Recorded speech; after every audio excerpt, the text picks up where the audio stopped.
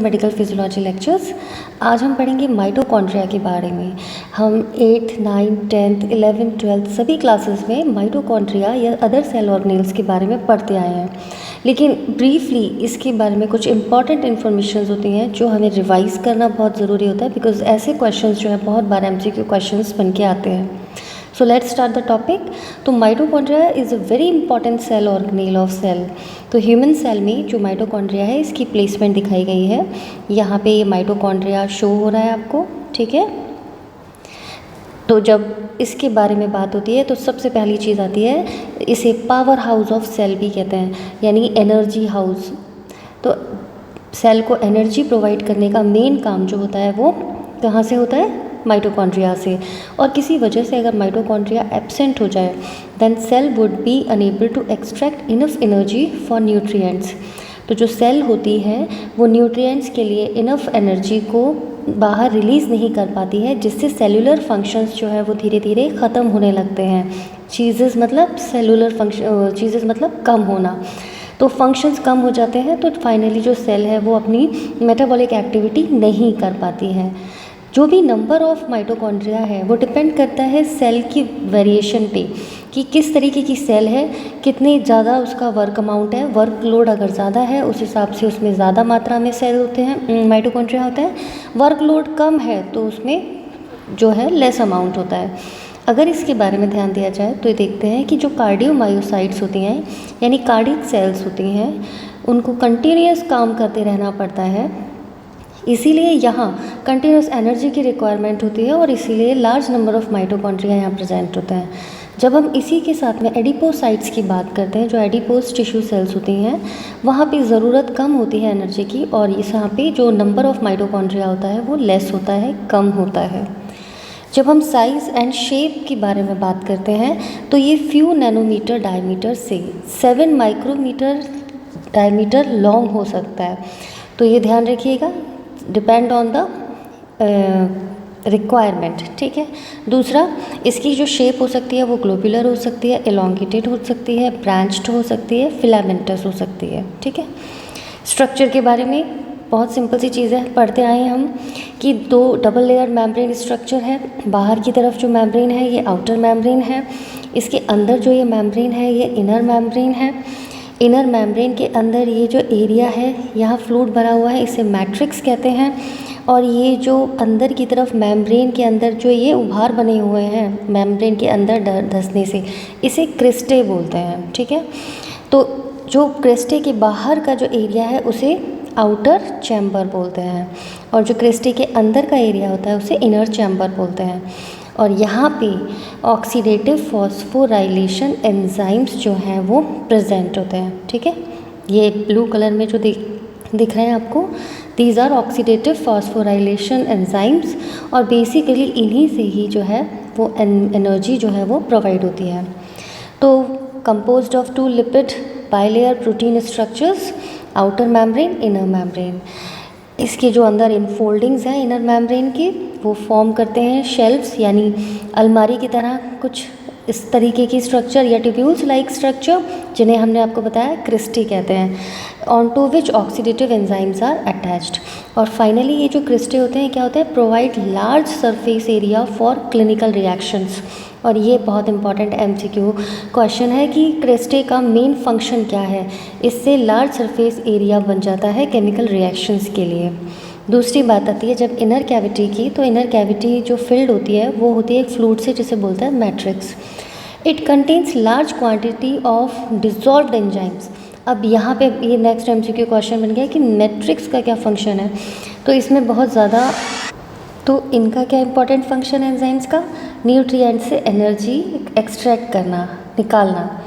ये जो एंजाइम्स होते हैं ये ऐसा कैसे कर पाते हैं? With oxidative enzymes on cristae that cause oxidation of nutrients. तो ये क्या करते हैं, क्रिस्टे पे जो ये ऑक्सीडेटिव एंजाइम्स होते हैं ये ऑक्सीडेशन कर देते हैं न्यूट्रिएंट्स का, और फाइनली बनाते हैं carbon dioxide, water and energy.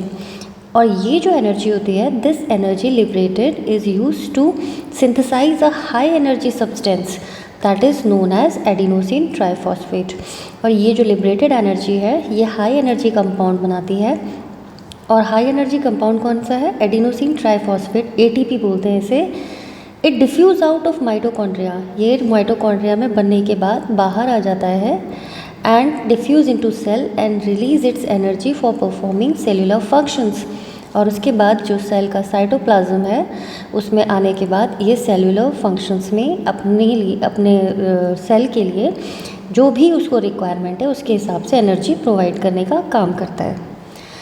Mitochondria is self replicative and contain DNA। ये बहुत इंपॉर्टेंट कैरेक्टरिस्टिक फीचर है क्योंकि केवल यही ऐसा ऑर्गेनेल है जिसमें सेल्फ रेप्लिकेशन देखने को मिलता है, क्योंकि इसमें DNA होता है और ये DNA just equal to the DNA that is present in nucleus. ठीक है, बस इम्पॉर्टेंट चीज़ क्या होती है कि ये सेल्फ रेप्लिकेटिव प्रोसेस में ही अपना हेल्पफुल रोल प्ले करता है।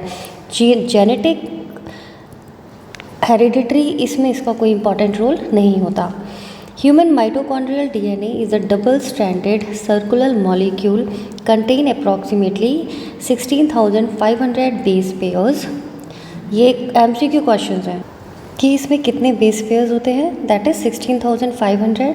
Codes for 13 protein sub units, ये अनदर MCQ क्वेश्चन बनता है। Associated with proteins encoded by nuclear genes to form, और फाइनली ये क्या बनाने के लिए इंपॉर्टेंट रोल प्ले करेगा? Protein production. और ये प्रोटीन प्रोडक्शन कैसे बनेगा? 4 एंजाइम कॉम्प्लेक्स होता है, वो 2 राइबोसोम्स के साथ जुड़ता है प्लस 22 ट्रांसफ़र RNAs के साथ जुड़ता है और एक प्रोटीन प्रोडक्शन जो है वो इसके थ्रू हो जाता है। जब हम फंक्शन की बात करते हैं तो फंक्शन हैज़ यून होता है power house of cell, form energy rich compound ATP by oxidative phosphorylation, ये इसका बहुत इंपॉर्टेंट मेन फंक्शन है। इसके अलावा इसका जो अनदर इम्पॉर्टेंट रोल है, role in regulation of apoptosis. Apoptosis का मतलब होता है प्रोग्राम्ड सेल डेथ। हम अपने आने वाले नेक्स्ट चैप्टर्स में एपोप्टोसिस के ऊपर शॉर्ट नोट जो आते हैं कई बार एग्जाम्स में, उसके बारे में आपको बताएंगे कि एक सेल अपने हिसाब से ही कैसे ही एक पर्टिकुलर टाइम पीरियड के बाद जो है वो डेथ हो जाती है उसकी। ठीक है, माइटोकॉन्ड्रियल डिसीज़ेस की अगर हम बात करें तो तकरीबन 40 डाइवर्स डिसऑर्डर्स ऐसे हैं जो कि माइटोकॉन्ड्रिया फेलियर की वजह से रिलेटेड है। ठीक है, ड्यू टू इनहेरिटेंस और स्पॉन्टेनियस म्यूटेशन इन माइटोकॉन्ड्रियल और न्यूक्लियर DNA, या तो माइटोकॉन्ड्रियल DNA या फिर न्यूक्लियर DNA कहीं भी कोई म्यूटेशन हो जाए हेरिडिटरी की वजह से या कोई स्पॉन्टेनियस म्यूटेशन हो जाए, this leads to alter the function of mitochondrial protein. तो ये क्या करेंगे, इस ऑल्टर्ड म्यूटेशन की वजह से या ऑल्टर्ड न्यूक्लियर स्ट्रक्चर की वजह से, DNA की स्ट्रक्चर की वजह से फाइनली क्या होगा, माइटोकॉन्ड्रिया में जो प्रोटीन का फंक्शन है लीड्स टू ऑल्टर, ये ऑल्टर हो जाएगा। ठीक है, जो स्पेसिफिक है वो नहीं रहेगा। और इस तरीके के डिसीज़ में कई बार सिम्टम्स जो देखने को मिलते हैं वो डिपेंड करता है कि किस टारगेट सेल या टिश्यू के अंदर माइटोकॉन्ड्रिया में इस तरीके की परेशानी देखी जा रही है। तो इसकी वजह से जो सिम्टम्स आ सकते हैं वो क्या आ सकते हैं, altered motor control, altered muscle output, gastrointestinal dysfunction, altered growth, diabetes, seizures, visual और hearing problems, lactic acidosis, developmental delay. ये कुछ बहुत इंपॉर्टेंट सिम्टम्स हैं जो आते हैं किस वजह से, डिपेंड करता है कि माइटोकॉन्ड्रिया में कौन सी पर्टिकुलर किस टिश्यू में कोई भी म्यूटेशन हुआ हो स्पॉन्टेनियस या कोई न्यूक्लियर DNA में कोई म्यूटेशन हुआ हो। So this is a very small topic, but important thing that is you must know about what is mitochondria, what is the main function of mitochondria, how it is related to apoptosis. The important thing is that what is the genetic or the DNA part of the mitochondria, and what is the oxidative phosphorylative mechanism, what are these type of important enzymes too, what is the important function of cristae, what is the important functions of matrix.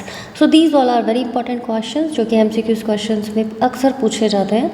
तो I hope आपको chapter अच्छे से समझ में आया होगा. So please like and subscribe my channel. इसी तरह के और मेडिकल फिजियोलॉजी के चैप्टर्स पढ़ने के लिए हमारे साथ जुड़े रहिए. मेरे लिंक टेलीग्राम लिंक पे अवेलेबल, मेरे नोट्स टेलीग्राम लिंक पे अवेलेबल हैं, आप ज्वाइन कर सकते हैं. Thank you. Wish you all the best. Good luck to you.